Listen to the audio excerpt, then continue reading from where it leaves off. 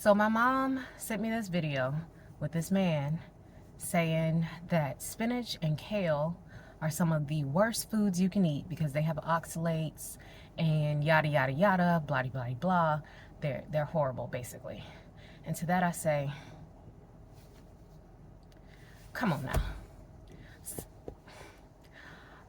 All the chemical filled ultra processed foods on the grocery store shelves, and we want to pick on spinach and kale? Like, really? I feel like people say stuff like that just to get attention or for clickbait or whatever, but like, there's a lot worse things you can eat. Nobody ever died from eating too much spinach or kale. Now, in response to the oxalate concerns, yes, they are high in oxalates, which if you have certain medical conditions could be a problem for you, such as hyperoxaluria, if you have kidney problems, history of oxalate kidney stones, because there are different types of kidney stones.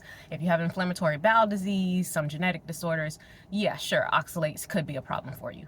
However, for most people, you shouldn't be eating enough spinach for the oxalates to actually cause an issue, because that would be a ton, and nobody said eat spinach all day every day.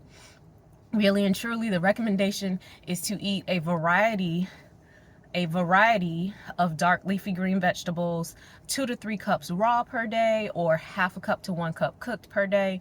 There are other leafy greens besides spinach and kale if you are concerned about that. So you could do spinach one day, kale one day, collards the next day, turnip greens the next day, beet greens the next day, Brussels sprouts, broccoli counts as a leafy green. It's more I take that back. Broccoli is a cruciferous green, not necessarily a leafy green. Anyways, you get the point. Like, there are a lot of leafy greens, so don't limit yourself to one. If you are concerned about oxalates, just switch it up and eat different ones. And then the other thing you could do if you only have access to spinach or kale would be to cook them, because that will denature the oxalate compounds.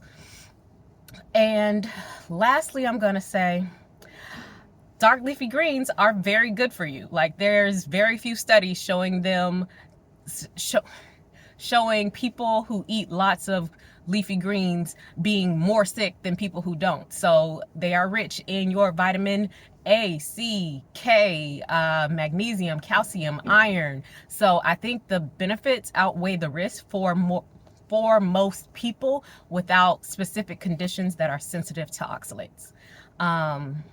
And once again, I'm just gonna roll my eyes at the people who make those types of videos, because why are you deterring people from eating healthy? Like, of all the crap that they could be eating, the least of our worries are the spinach and the kale. All right, let me know in the comments if there's any other questions you have or other topics you would like me to do commentary on.